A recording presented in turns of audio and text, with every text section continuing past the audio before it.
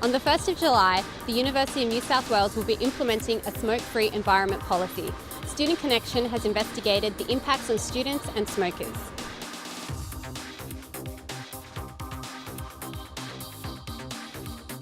Behind me is the library lawn, one of the 4 designated areas people are allowed to smoke in.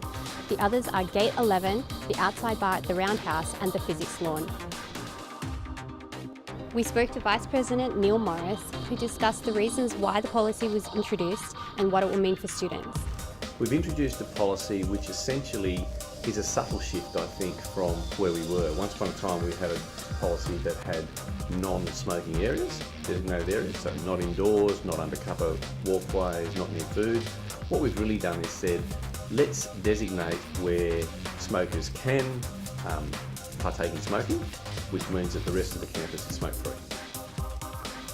We decided that what we'd do with a smoke-free campus policy was designate some spots for smokers because we didn't want them, gathering outside campus on the street all the time.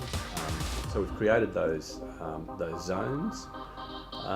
Can I see a time where those zones don't exist and the campus is entirely smoke-free?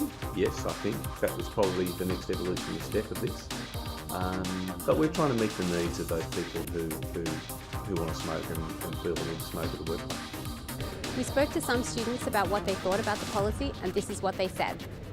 Okay, so with the non-smoking policy, I think it makes sense that there is no smoking in certain parts of the university. I guess you don't want to be too restrictive on what students do on campus because it's pretty much free roam, but it does make sense that smokers don't impose, what they do on other people.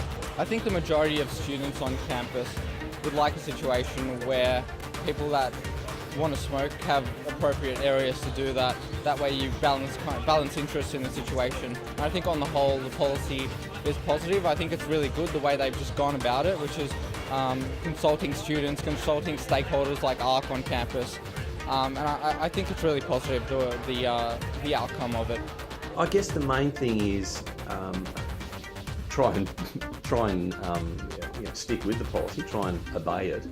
But I think of the UNSW environment as being one where people are able to very freely make comment on things, and nobody should be offended by a non-smoker saying to a smoker, "Hey, the policy says you can't smoke there.